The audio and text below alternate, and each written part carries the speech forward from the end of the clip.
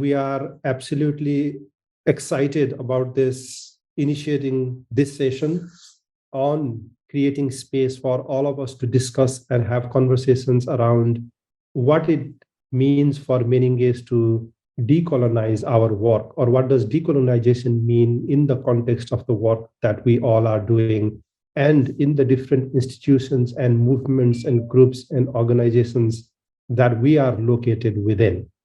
So, as we all know, that patriarchy, heteronormativity, ableism, classism, racism, casteism, in all its forms and diversities, including corporate power and capitalism, militarism, imperialism, and neocolonization, are systems that keep on reinforcing one another and entrench structural barriers to equality with negative implications on the lives of women, girls in all their diversities, LGBTIQ individuals, as well as boys and men in different diversities as well, and ability to exercise and enjoy human rights. While we say that it is really important to first be honest and acknowledge that these issues are not external to us, we are part of it. We are part of these systems and contributing in many ways to either be critical of or reinforce some of these systems that we are part of. So in this context that we are starting this series today, and one precursor to this work is that coloniality continues to structure the global orders, militarization, economy, and its gendered, racialized divisions of labor and class stratification, and that the coloniality of gender concerns not only the form of imperialism, but also the new forms of dependency and global power. So I think giving that complexity and knowing this complexity and challenging these various intersections are within our own work and organizing. And hence we need to try and sit with it. And that's what we are trying to do with this series, and discuss them and seek answers to them collectively. So one precursor to initiation of this series is that no one of us here today are the experts or will have answers to all the questions. Here, we all are experts on our own terms, and we all are meaning to be contributing to collectively discussing and generating knowledge base and answers and responses and strategies on addressing the issue of decolonization or colonization. So within the few conversations, probably some of you were part of those earlier, one of the key questions that has come out is, what will it take to decolonize MenEngage's practice in order for its work on gender justice with men and boys to be really truly transformational? So I think that's a key question we are sitting with, and hopefully we will continue. In order for that, as you all may realize, that we have also made this commitment really explicitly as one of the key guiding principles for us in our own current strategic plan, along with intersectional feminisms, accountability, and power with. So there is a very collective commitment that we have already set for ourselves. And then also one thing to acknowledge, honest, and be honest about is that the whole international development and humanitarian response efforts and frameworks that we all are part of, including the gender and diversity agenda, within which we may seem to be more located politically, are developed, implemented, and evaluated within the legacy of colonization and colonialism. So our agenda, do confront the legacies of colonialism in different manifestations and forms, and the current realities of neocolonial and socioeconomic and cultural relations between global North and global South, and that includes the aid industry itself. That also helps, brings to another important point that, and these issues have become more nuanced and subtle, in the sense that the same manifestation of colonial power hierarchy exists within global North-South geographies themselves. So it's not a very simple binary of global North and global South, or West and East, but rather it is more subtle and complex in the present day and era. So just to complexify where we are located within this, and bringing this closer to our own home, the analysis of mutually reinforcing systems of male supremacy, white supremacy, and the colonial histories and neocolonial structures which produce these systems have important implications on the work around transforming masculinities and working with men and boys and most importantly, being a kind of a solidarity network that we are as MenEngage itself. Central to this intersectional understanding of meaning is our own work on gender justice is to recognize that gender relations and hierarchies have long been shaped by histories of colonialism, but also the current manifestations of different kinds of colonization and racial interpretations of this work.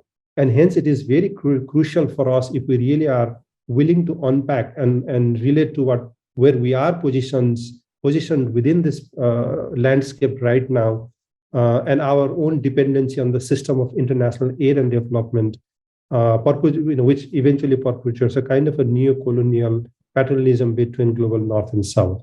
So while saying that, I would also like to bring to the attention that when we talk about decolonization or talking about challenging colonial powers, it is important to have better understanding of all manifestations of colonization today and this day and era, which is so much not so much only about colonization in physical terms, but more and more the colonization of our own minds, the belief systems, knowledge base, education systems, socioeconomic systems, and most importantly, the so-called solutions to these so-called problems. And we really need to have a commitment to continue unpacking what all of these will mean in the work that we are doing. And I'm really excited that we have embarked on this journey with all of your support and your participation, so that we can collectively make our commitment to our call for greater self-awareness about the systems of knowledge production in which the field of gender transformative work is built. And we are really willing to continue doing that over a period of time, and most importantly, together with our members and partners, as I said earlier. So it's a collective journey that we want to embark on. So one point, I think, at this point, I think I would also like to take and express our gratitude to Nontokozo, Tivia, and Anthony today, as well as all who have joined us today in helping initiating this collective journey with all of us. So we really look forward to this process and journey and how this unfolds moving forward. So with that, shall I hand it back to Nontokozo? Wow, thank you so much. And thank you for that presentation and for clarifying things and for naming what is. And I think what sits with me right now is the naming of the complexity of this topic, and accepting that we are navigating the unknown. We are moving towards and wanting to create and collaborate together something that is new, that is emerging. And even though we sit with different experiences, from personal experiences and from experiences from different parts of the world, the vision is to create something new and beautiful and create a new world together. And I think we are all in agreement with that. And that's why we're here to begin this journey together. And so I invite us to have grace, patience, and compassion for ourselves and for each other as we begin this journey today. And also the invitation is to remember that we are in this together. And as we've already said, this is the first session, and we're hoping that there will be many of these sessions that will follow as we dive deeper into this topic, and also seeing what is really emerging within the MenEngage Alliance itself and the members, and what are the pressing needs that need to be looked at or challenged within the organization itself. And we're going to start with a check-in, and I invite us to go into rooms and just check with each other. How are we landing today? How are we feeling? And sharing with each other where we're from. And we're going to have 7 minutes to do that together. And thank you, Bianca. Bianca will be helping us and supporting with that. Welcome back. everyone. I hope everybody is feeling good enough to be here for the next few minutes. I invite us to just take a second to just land together as a group. If we can just take a moment of silence, and if you wish to close your eyes and just follow your breath to help us to connect together and to land in the space together. I would like to read something from Dr. Rocio Rosales, which says, "We must have the courage to face the collective shadows that are rooted in colonial patriarchal paradigm." Why? Because it is this paradigm and system that is responsible for all the destruction, chaos, predatory behavior, and harm we see in these times. Hope is not lost. We can take up our sacred responsibility to restore the times of harmony and balance. And on that note, I would like to thank our speakers today for taking their time to be here with us and to share their knowledge. And Tivia Collins and Anthony Keedi. And we're going to begin with Tivia Collins, and she's going to be sharing with us some of her work and perspectives on the topic of colonialization. And Tivia Collins holds a PhD in interdisciplinary gender studies from the Institute for Gender and Development Studies at the University of the West Indies. Her research focuses on how migrant women experience borders and unbelonging, as well as navigate exclusionary, patriarchal, and classist state definitions of citizenship. Tivia currently works in the Institute of Gender Studies at the University of Guyana. She's also a member of the Caribbean Male Action Network, representing the NGO on the Global MenEngage Youth Reference Group, and is a member of the Advisory Board for Feminists, an NGO geared towards advancing gender justice in the Caribbean. And Anthony Keedi is a senior Masculinities technical advisor for ABAD, Resource Center for Gender Equality in Lebanon. He's also a member of the MenEngage Lebanon network. So I'm going to hand it over to Tivia.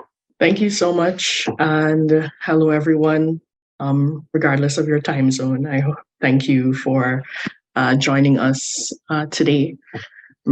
This topic is a very complex one, just as Lachman has shared in his opening, and really and truly, we are navigating the unknown, and we are navigating a space where we've never necessarily been before. And it's very complex, but I think that decolonization and decolonial praxis allows us to create a world that has never existed before, but a world that we can envision, I think, is beautiful and as unique, and a world that we have carved as people working towards gender justice. And interestingly enough, when I remember being introduced to the topic of decolonization in grad school about 6 years ago, and being very intimidated by it, simply because we are carving something that is new, I don't think that we fully have the language that decolonization and decolonial praxis supposed to fully encompass. Of course, that is terrifying and can be scary and intimidating as practitioners, as researchers, as community workers.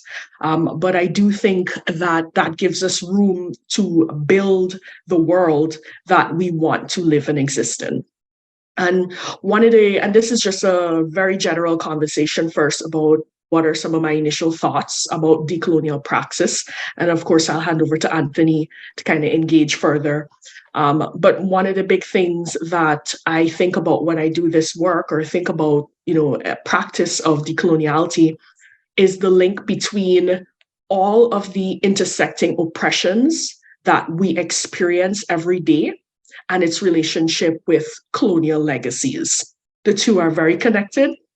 And I think that that is something that decolonial praxis first must always recognize and know.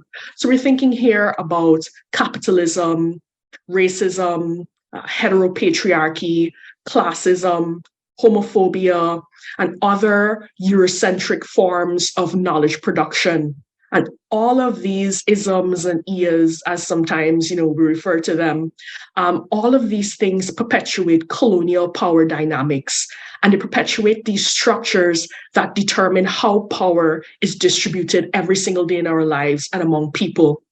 And I think our responsibility as we engage in decoloniality is to deconstruct each aspect of colonization, each aspect of the patriarchy and the classism, and all of these other Eurocentric ways that we have come to understand our being, and deconstruct them. And then we begin or engage in a praxis of decolonization. And how does that look? I do not have the answers, but some of the ways that I think about it is the first, whenever we're dealing with it on a structural level, we have to engage in the work that we're doing right now, the activist work, doing research, doing decolonial education practices, engaging in community activism, right? Hosting seminars just like these, right? To kind of disseminate how we think about these dominant ideologies that we exist within, and then how we can dismantle them because of the ways that they've infected our ecosystem.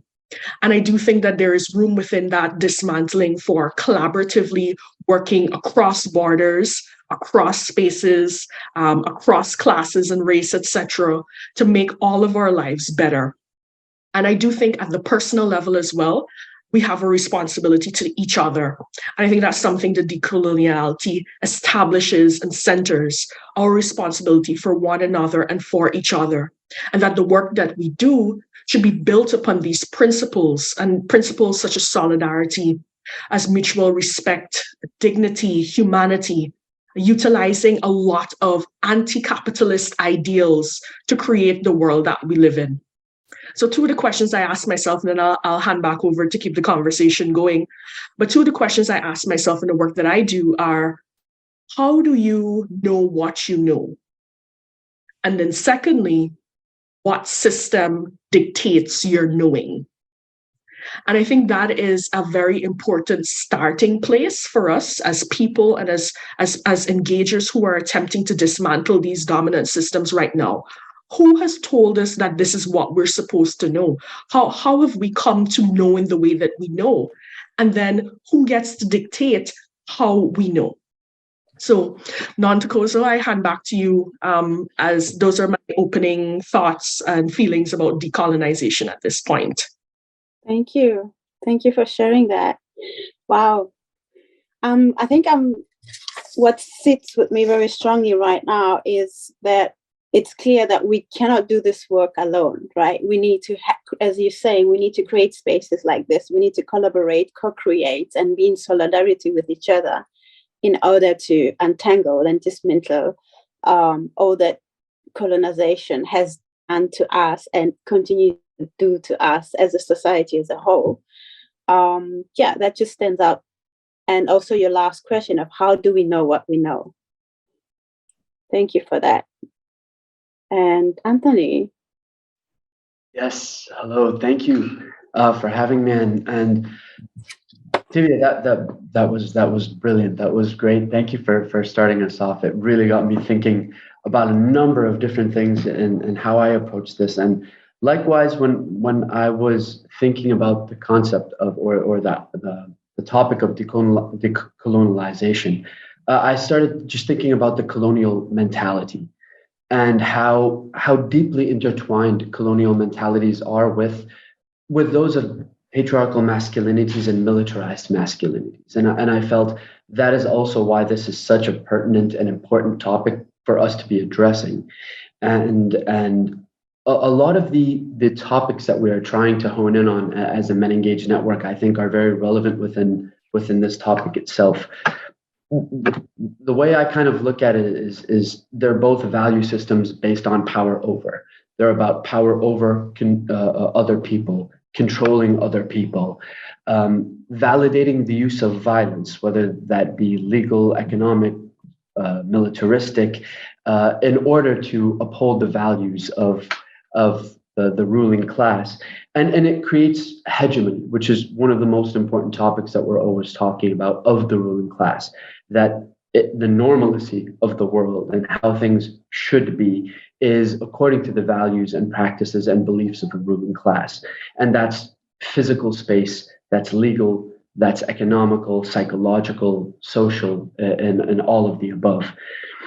And so I kind of think about, when we talk about decolonialization, that much like our work against patriarchal and militaristic masculinities, it's a necessary condition that it's transformative, and that what it is a paradigm shift from power over to power with structures.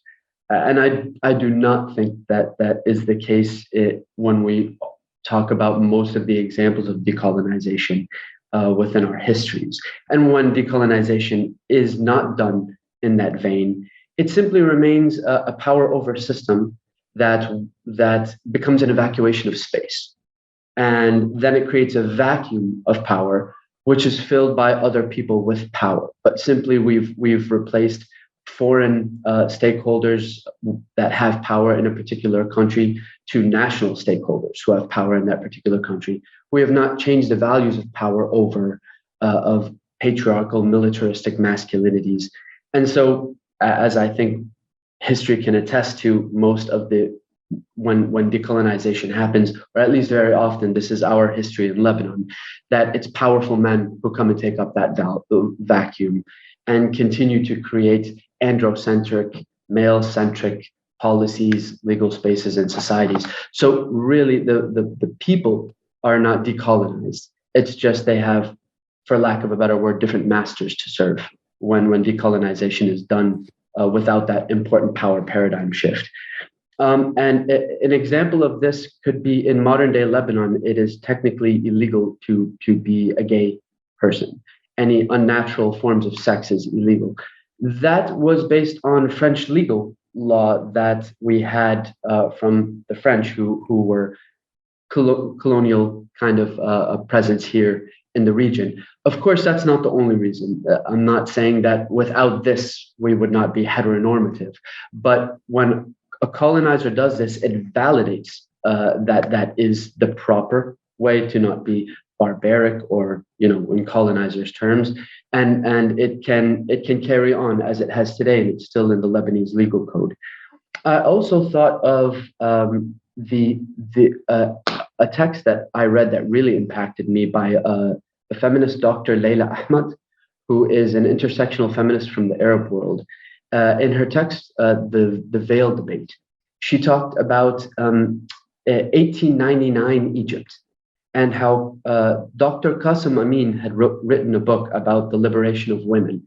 And for many people, this is heralded as one of the first feminists in the region, and a man who spoke about women's rights, who was pushing for not only the taking off of the veil as a form of empowerment of women, but legal rights, social rights, etc. Leila Ahmad did an incredible intersectional analysis of this period of time. And what she was able to point out in the text is that Amin was actually very connected to another person in Britain who was a colonist, who's named Lord Cromer. And Lord Cromer was very much dedicated to the issue of taking off the veil as a way of helping the Arab societies that they conquer reach the echelons of European society, which was seen as superior at the time. And that very colonial mentality was more about breaking the culture of the oppressed people, because Lord Cromer himself was a president for a league against women's suffrage in Britain. However, these policies in Egypt were kind of being peddled as a way to take the local people away from their culture. And so what happened to local women, which happens often today as well, is without this intersection analysis, they're placed between a rock and a hard place. On one hand, they have someone actually calling for more rights for women and gender equality, which for their identity as women is a great thing, but their identity as nationals, this is coming from a colonial power. And there will be national voices coming out and saying we need to stand against these colonial powers. We can't have these Western influences coming in and taking away from our culture. And so now they have to choose, are they a woman or are they a national? And no matter what they do, they feel like they're going against one of their identities. And this is a common theme in intersectional feminist debates. And so again, I think about this in modern day Lebanon locally, and I think that we still have personal status laws, which this is one of the greatest obstacles to women's empowerment and rights in our country. This is one of the things we're working on in the CEDAW. But the reason the debate in our country always becomes, why would we move away from religious courts? That's our culture. And so again, women are placed right at the middle. And I think that this is an ongoing theme. And I think without the focus on that transformative change, the same way that we have on militaristic and patriarchal masculinities, we keep decolonization as a topic on a very superficial level where it simply is the evacuation of space and the retention of power. Thank you. Thank you, Anthony. Wow. I can just feel in my body the complexity.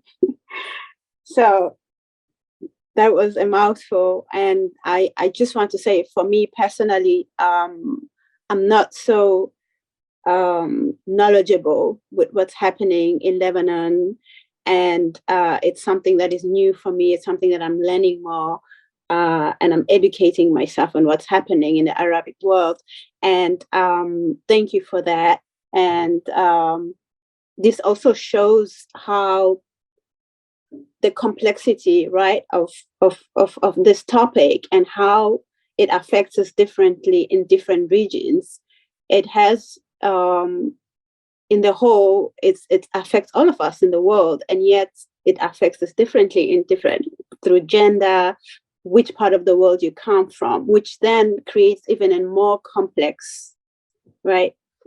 Makes it even more complex, and it might even I feel like for me, it makes it even feel like, my gosh, this is so big. I don't even know where to begin to untangle, right? To dismantle all the isms that Tivia was talking about.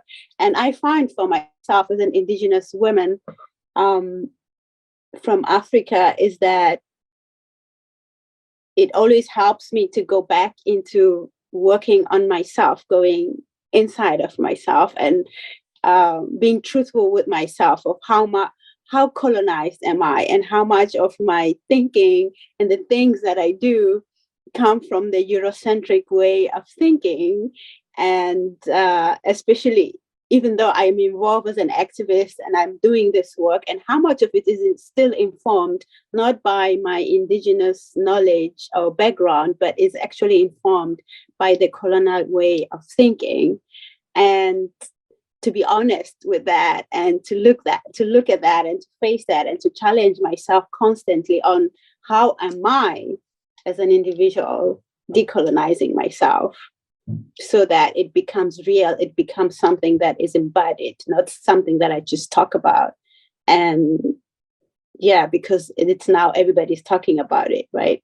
Even trying to find the language, as Tivia was saying, it's difficult to find the language on how to talk about it, on how to describe it. And I'm also reminded of some documentaries that I watched recently, which speak about that decolonizing actually began when colonization began, because those who were being decolonized did fight against. However, we don't talk about that, and we don't get educated about what happened when colonization came, what happened when imperial powers came into the southern countries, that there was actually a resistance. And this is for me a way of continuing the resistance towards colonization. Yeah. So I don't know, maybe Tivia, is there something you would like to add?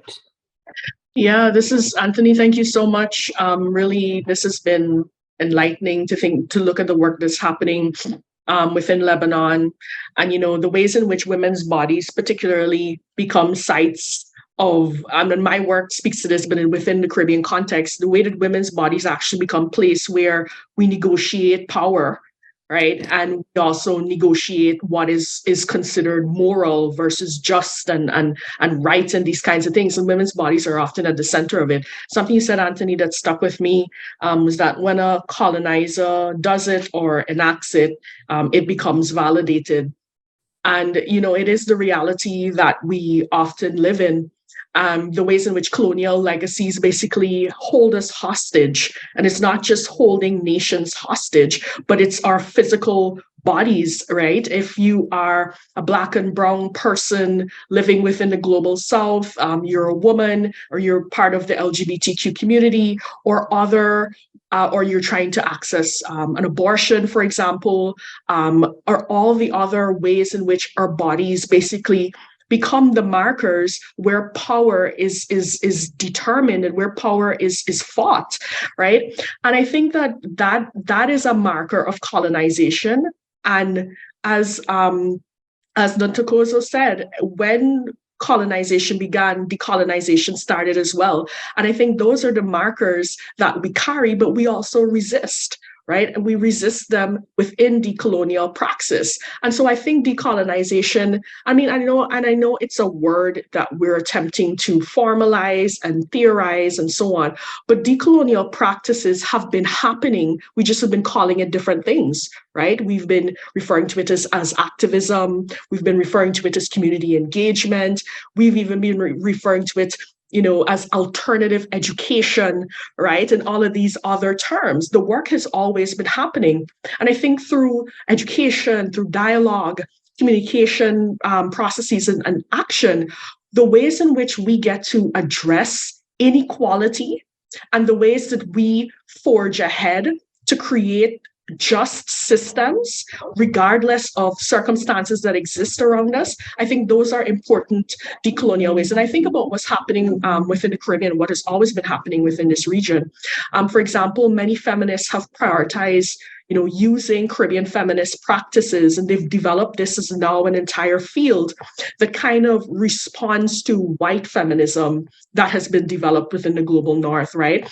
Or approaches from international organizations that have not focused on cultural legacies within the Caribbean, that have not focused on cultural ways of being around Indigenous land rights, for example, or Indigenous medicines, for example, right? We have moved to a place where within the community and within our classrooms, we're attempting to kind of validate the work that we value as well. So you're not only going to be taught Eurocentric and northern ways of being, like the whole notion that Christopher Columbus, saved the world, right, without discussing the harm and the genocide that happened. So we center different scholars, Chandra Mahanti, Sylvia Winter, Audre Lorde, Bell Hooks, Andaye, Claudia Jones. We stand on the women who came before us, and we push the legacies, particularly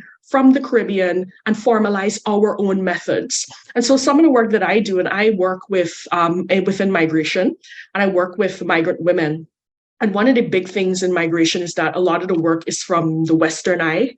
A lot of the work focuses on migrants coming and taking, instead of what are the challenges migrants face, how are they able to negotiate the world around them, and drawing on Anthony, how do women's bodies kind of become the center of borders, right? And the debate around who gets to belong and who does not.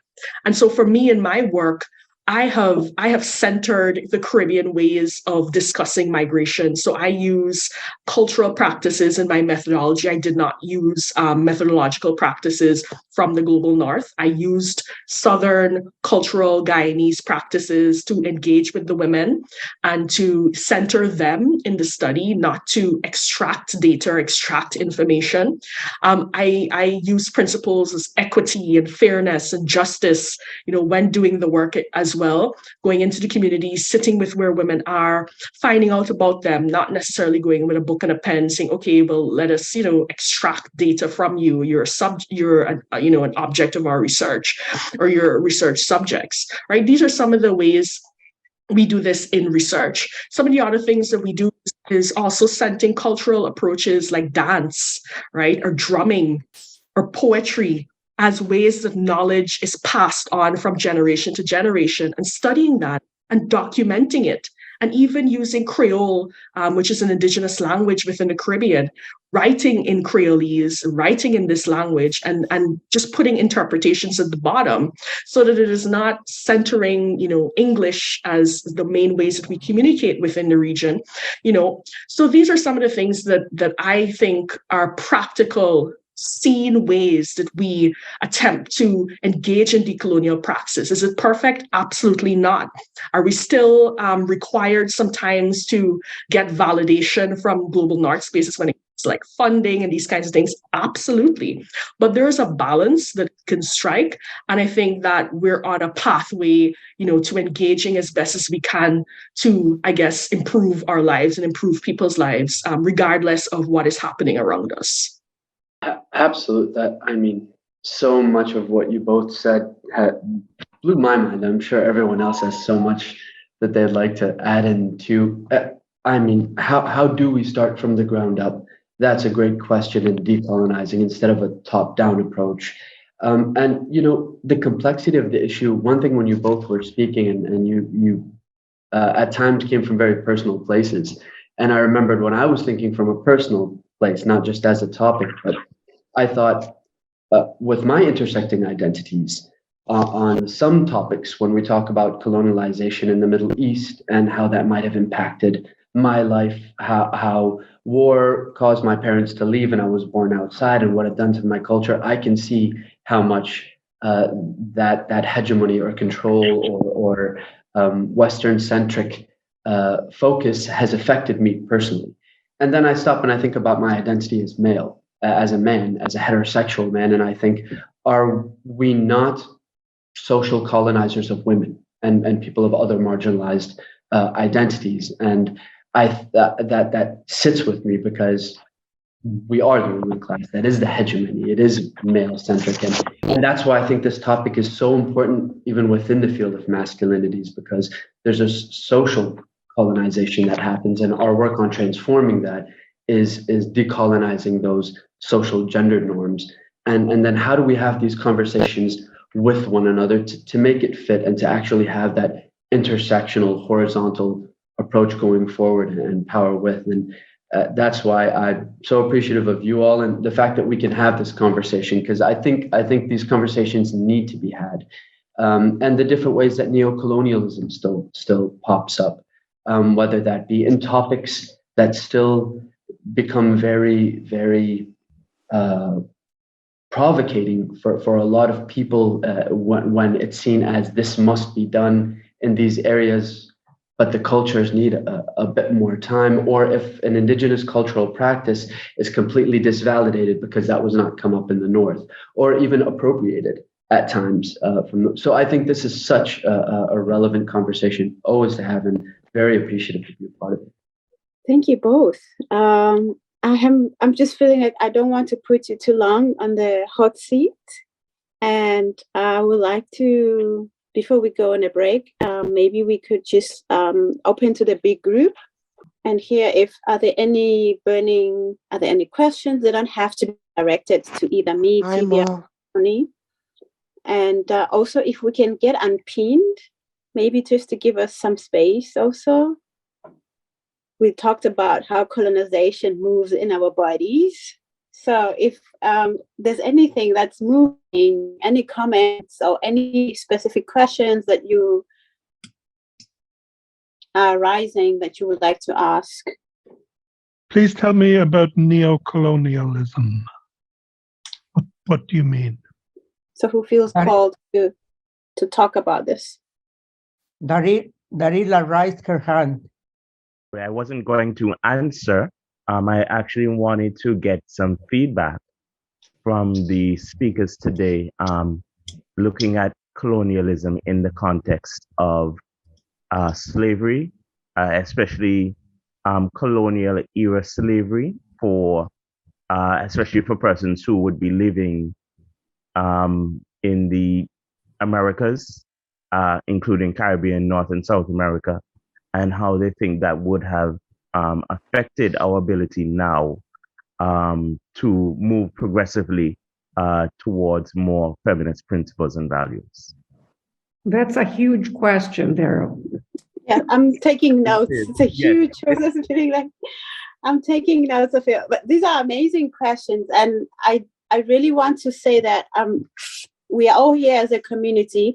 And as Lakshmin has said before, we don't really have to answer those questions. It's not necessary to answer those questions. The space for today is to make sure, I think in the future as well, that we do ask these questions and we name them and we see them as the work that needs to be done. But thank you for those questions. So maybe I can have an attempt at best how I understand neocolonialism, and I have no right nor ability to try to answer the second. So sorry, Daryl. And yeah, again, this is just my ideas, not an expert on the topic. But for me, neocolonialism are the same things we're talking about when we talk about colonialism. But the same way patriarchy evolves, the same way all systems of power evolve to become more acceptable or transform in order to create new systems of control as time goes on. That is the best way I understand neocolonialism. So it's still using economic power, militaristic power, social power, physical power to dominate others, but not so much we come in, we take over this area and we impose our culture upon these people. It can be in much more subtle ways. Often the current funding streams and how those go about can and have been described as brinking on neocolonialism, because it's still primarily coming from developed societies in the West and in the global North, who were former colonizers of the time. So the power that they accrued during colonial times, the resources that they took advantage of and used to develop and grow, robbing the colonized places of opportunities or of their own resources, were then used to create a power structure that doesn't really change. So it's kind of when we talk about equity and equality, like even if things are equal, they're not equitable. There's a huge power differential, and there's still a level of dependency upon formal colonial powers, even in modern day. And that's very much the case in Lebanon, where not only are colonial powers and powers to the east, not the West is not the evil, but even to the east, those are really the geopolitical powers that are deciding politically what is happening in Lebanon when it comes to gender and other things. So again, it's really a foreign person or people with power and still exerting that power and control over another people. But that's just my very, very rough kind of understanding of it. If I could just add onto what Anthony said to kind of understand neocolonialism. Some of the ways that I understand it within modern time as well is how nations, and we don't talk enough about it, corporations, dominate other nations who are considered don't having enough resources. And these smaller nations, not small in oftentimes territory size, but small in resources and political and economic power to play on a global scale. And this system, I think these days is run through international capitalism, where, for example, if you look at unfair trading practices that happen globally, Caribbean, we've had issues of negotiating the prices for things like sugar and rice at a lower cost than we can actually afford to produce it at, simply because nations that we've often supplied to refuse to pay the prices anymore, right? At no fault of ours. Some of the other things I think that constitute neocolonization would include like multinational corporations that oftentimes come in to global South nations. They're given cheaper taxes, huge tax breaks, and they oftentimes shut down local smaller businesses. They do have the money most times to advertise much larger. For example, I often think about Starbucks. I love the coffee, but unfortunately, sometimes practices are not great. Issues of unionization we see globally, etc. And then, as Anthony spoke about, getting funding to manage education or health issues within your country. Oftentimes, funding agencies set up the parameters of who gets funded and how they get funded, and they would require like structural adjustment policies that the Caribbean experienced a lot in the 1980s, for example, where a lot of changes had to be made to import and export laws to accommodate access to these funding agencies like the IMF and the World Bank. And so those are just some examples that I think about. I am, again, not an expert at all on these things, but I do think those are some of the ways that we see it happening every day in these days. Yeah. Thank you both. Yeah, I can just say 25% of the corporate tax take in Ireland is paid by 10 transnational corporations. And it's a huge reality. And I was understanding it as neocolonialism, but I just wanted to hear that it was that too. Thanks. Thank you. I just wanted to say, especially me being from the region, I would be remiss to say it. I also think there are issues of colonialism or neocolonialism in which we don't call colonialism colonialism. I think modern day Palestine is the biggest example that comes to my mind. And I think that is an example of neocolonialism because when we don't call it what it is, because of the power that is included and supported in that colonialism, then it just becomes an acceptable form of oppression. And that really becomes, how do we make oppression acceptable? And then that becomes the new way of doing colonialism or sexism or racism, etc. Thank you so much. Thank you, Anthony, for mentioning what's happening in Palestine. It's a very important issue too. I find it was, we had a discussion a few months ago where it was difficult for some people to understand that it is colonialism. That's what's happening there. It's really a topic that also needs to have a space to dive into. I'm just going to read a few comments from also the chat. There's a lot going on there. Neocolonialism, to me, from NJ, is any new form of systemic dominance of one power group over another and reconfirming or newly establishing inequalities and injustice. And from PUR is neocolonialism evolved from colonialism, and it is a system of dominance over colonized states using economic, cultural, political, and social power and pressure. And it adds from N, be it a political, military, environmentally, psychological. And PUR as well. Multilateral institutions are often used in this regard in Africa, and most often economically and culturally. So there's a lot of going on in the chat, so I advise you to also read there a little bit. From Sunya, neocolonialism is a system of controlling, dominating others based on hierarchy of caste, race, gender, sexual orientation, and religious colonialism relates to moral and economic power. In Nontokozo, I just wanted to add very briefly that because we talk about being controlled, that the colonial power, the way it works, it's by control, but I think it's important to remind ourselves that one form of control is the exclusion. So control is not only the clear cut, as Anthony has said, oppression that we see, but it's the forms of denial and exclusion that happen systematically of some groups over another, that constitutes, the colonial way of operating. Thank you, really. I think I'm seeing everybody. There's no hand that's being raised or anything.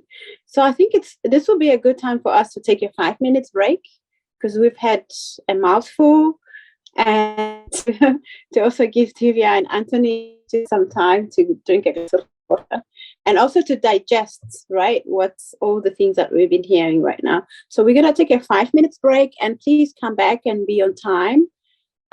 Then we'll continue. We still have enough time. So welcome back. So I invite you, we're going to go into breakout rooms. I invite you to, with the question really of how do you understand, after listening to everything that you've been listening to, how do you understand colonization in your own context? And you don't have to answer that question. You don't have to share that. You can just share anything that has come up for you from what you've been listening in the past hour, and give each other enough time to share. So we're going to give you 15 minutes, and it's going to be 3 people.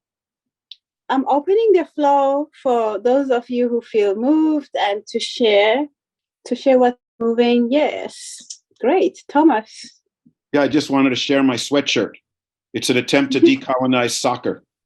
I was inspired by the women's soccer player Megan Rapinoe for the women's team of the United States, who was on one of my favorite people's shows, sadly he's off the air, Trevor Noah, on The Daily Show from South Africa.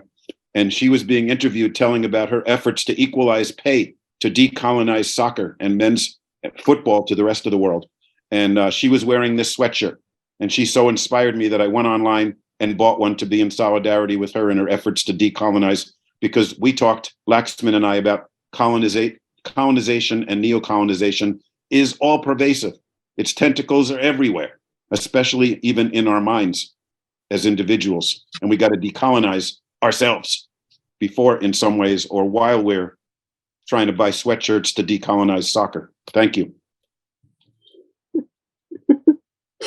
Thank you, Thomas. This is Stella. This is Stella from Uganda. Sorry, my camera isn't working. It only shows the front view and not my view. So in our small group, I was with Sanjay from India and Shay from Ireland. It was very interesting. There was a lot of commonality between Uganda and India, obviously. But then it was so interesting to hear from Ireland, from Shay, and how they feel colonized. They were colonized, and the struggles they have, and all of us still. We talked about the school curriculum. We talked about antiquated legal systems and so on and so forth. It was very interesting. Thanks so much. Thank you. Thank you for sharing that. Thank you for joining us from Uganda. And also it highlights, right, how the global North experiences colonization and the global South experiences colonization, and yet we all having the same experience, we are being colonized. Yeah, thank you. Dario, tu mano está... Buenos días, gracias por este espacio que es muy importante, es un tema muy importante en Latinoamérica. Estuvimos conversando con Magali y con Graciela de México y vemos que hay mucho racismo en nuestra región, inclusive nosotros y nosotras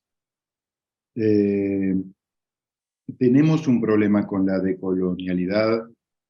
Porque, por ejemplo, en América Latina no hay ningún punto focal de ningún país que sea afro.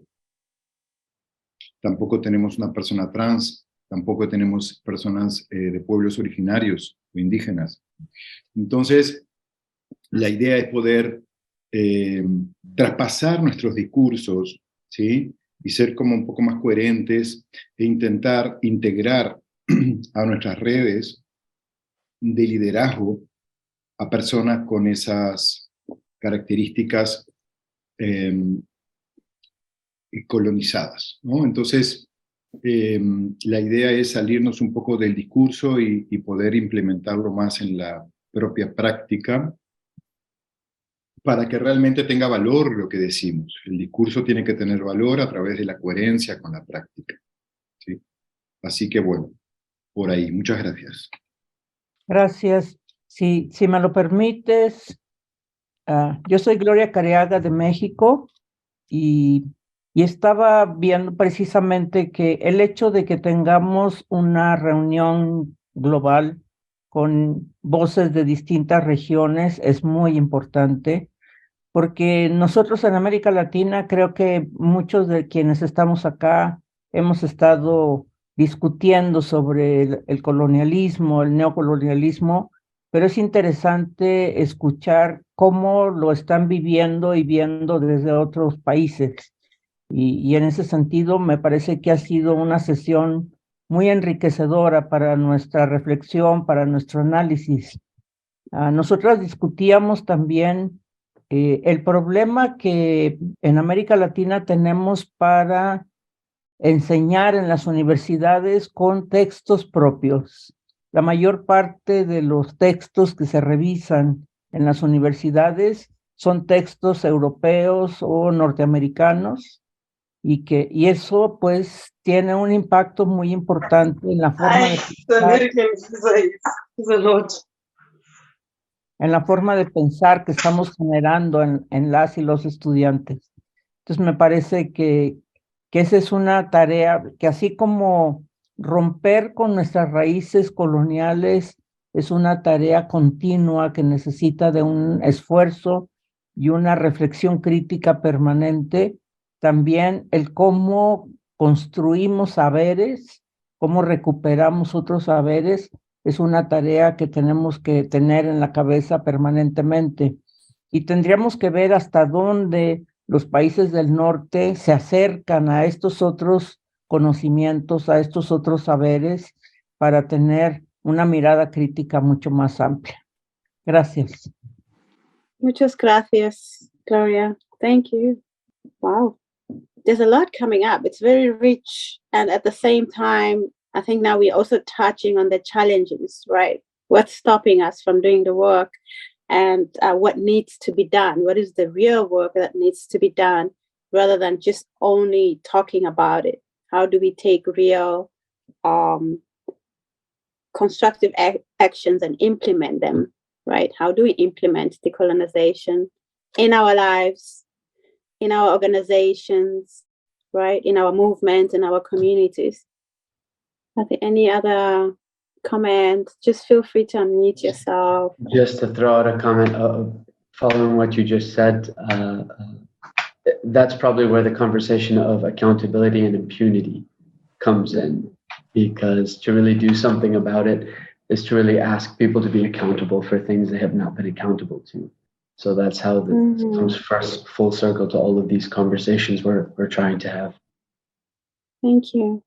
And also, I was just reading the other day an argument of we cannot talk about decolonization without actually talking about land,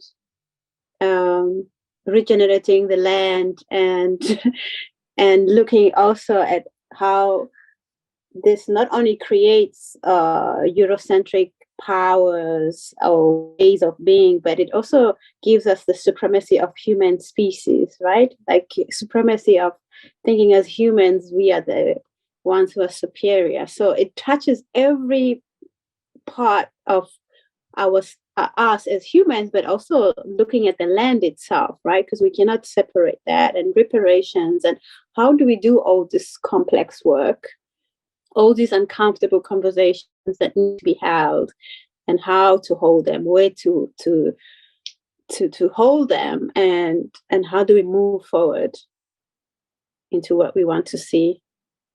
Yeah, no, with Thomas and I also quickly talked based on that exact point Nontokozo, on looking at the climate crisis situation at the moment, on how this colonial, extravist or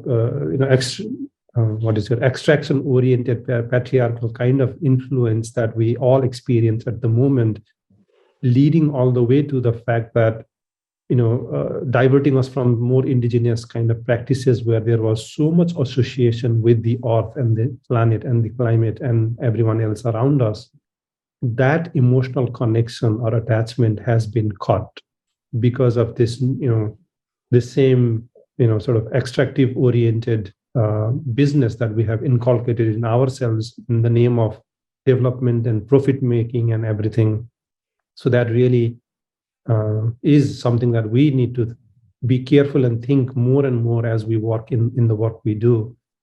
And one more point that I wanted to bring up for further conversation is that in the quest of around talking about accountability, as Anthony, you were saying, yes, definitely. But I think one caution in that kind of an accountability conversation that we need to be mindful of, because of the system that has been put in place on a binary us versus them kind of a narrative, right?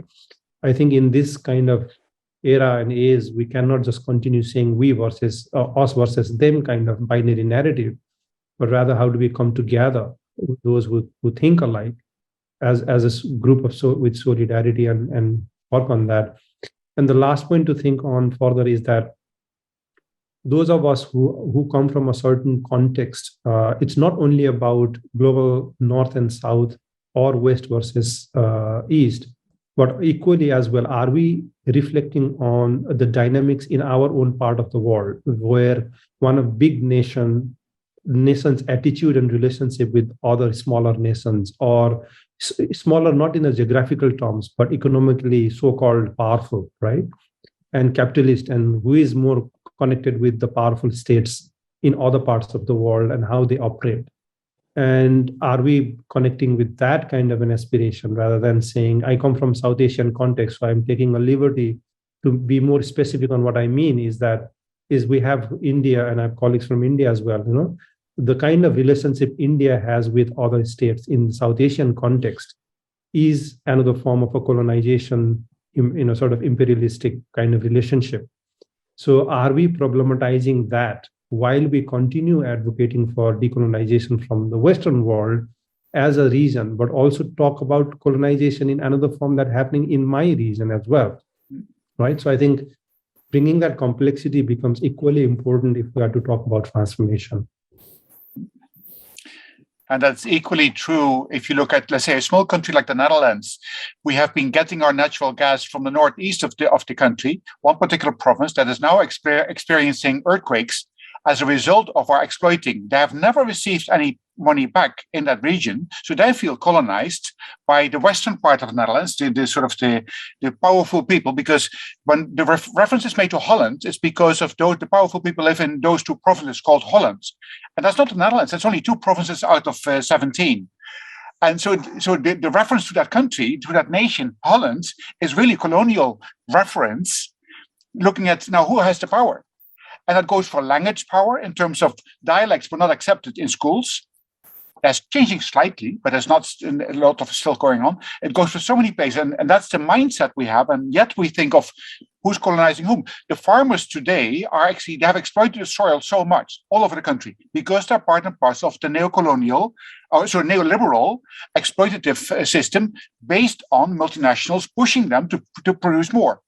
Now, as environmentalists, we are saying the farmers, they're not at fault per se, but they continue the process, and they're now complaining that they have to change. Well, they should have changed 20 years or 40 years ago when they realized we are being exploited. And the exploitation is like a staged system that we're all part of, unless we start recognizing that we are part of that, and we stop the process in our own minds. Nontokozo, I just want to know, I think this is so interesting and complex because we have in the global south, as Lakshman was saying about India, and now with Jen saying about the Netherlands, but we have countries that then reproduce the colonizing model within the country. And in the case of large countries, it becomes even more like I'm originally from Brazil, and that's a country with patterns of colonial exploitation of land and people, and denial of rights and land to native people. So it reproduces, and then you have a dominant class that has aspirations that come from the systems of the United States, for instance, because that's what happens in the Americas. So then there's a ruling class that tries to create a system that is, so the distortion is so huge that then when we talk about, we need to go back or to take those layers of colonization, I find that very complex because I don't think we have any true self or identity underneath anything. We are all this. So we just need to figure out what we're going to do with it. But especially in the context of Latin America, I think it's worth remembering, there are people from Mexico here, that some of the indigenous people from the region were extremely violent and were extremely domineering, so it's not just a matter of going back to the indigenous way of doing things and getting rid of the Eurocentric model, because, there are also problems everywhere. And we have to work with the tools that we have available to us now and not just say everything is wrong and we don't want any of this, including the way we think, and let's throw it out. It's not possible. So I think that's a huge challenge for us in how to figure this out, and this mix. Thank you, Magali. And thank you, Jen, also. Well, we still have some time. So maybe one or two voices. The shy people that usually don't speak up. Calling them shy will not help. No, it's naming it and it's putting it out there. So now they know that it's okay. That we see them and we support them. Yeah, so while we wait for that, I also wanted to mention, I made a note. We talked about a lot of feminists. We heard from Anthony, and if you could please write the name of the feminist author you were talking about, scholar, so that we can go research and get to know feminists from other regions of the world. And also we'll send it out as well. That would be great. I just see somebody's a new face. Marcella, welcome. I just listening to everything, and I think we can all agree that we are, as we started saying, that we are working with the unknown, right? And we cannot really define what is decolonization, what does it look like? And also, I think we've also reached a point of saying we can't just say we need to go back to the indigenous ways only, because we also had some problems there as well. So we are clearly looking at creating a new culture. So how do we create this new world and this new culture? And we can only do this when we choose to come together, right? And, regardless of what region we come from the global north, global south, how we are colonized and how we have been colonized. The need clearly and the urgency is that we come together and create spaces like this to start having these honest dialogues, but also move beyond just talking about these topics, but how do we actually take action and implement in our communities, in our organizations. And I think, as Lakshma already said in an opening, is that we are here gathered under the name of MenEngage. And so for me, I would like us to start narrowing it down in a way to say that how does this happen within MenEngage as an organization? And these could be the discussions of the future of how do we do this? How do we start with MenEngage? How do we start facing the challenges within MenEngage? and create that space of really creating lasting and true and a new culture, and challenging ourselves and questioning ourselves and questioning the methodologies that we're using right now, into facing patriarchy. Are they still based on Eurocentric ways only of thinking? Are they in themselves still colonial ways of resolving colonialism? Are we still using, don't know if that's even the right way of saying it, but it's there, it's within us, it's in the air. So how do we dismantle? So I think the whole purpose of us gathering here is to get to a point where we can at least begin to answer those questions and begin that journey of answering those questions and of co-creating and collaborating together.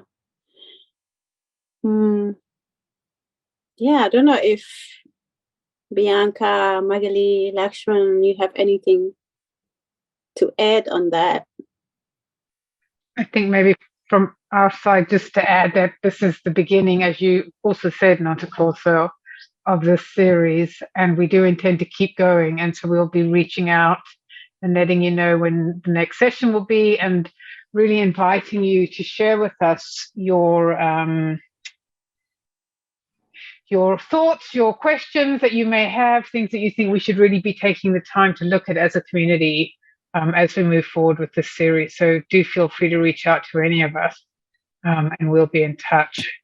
And a thank you to you, Nontokozo. And Lakshman, I saw that you unmuted yourself, so perhaps there was something you want to. No, I just wanted to thank everyone and invite everyone to continue joining.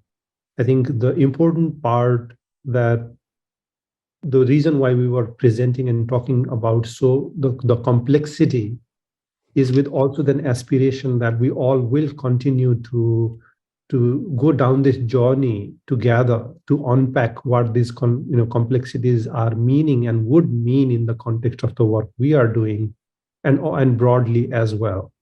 So I think this is just a beginning, as Bianca says, and we are hopeful that we can unpack some of these complexities in practical terms moving forward if we get support from all of you.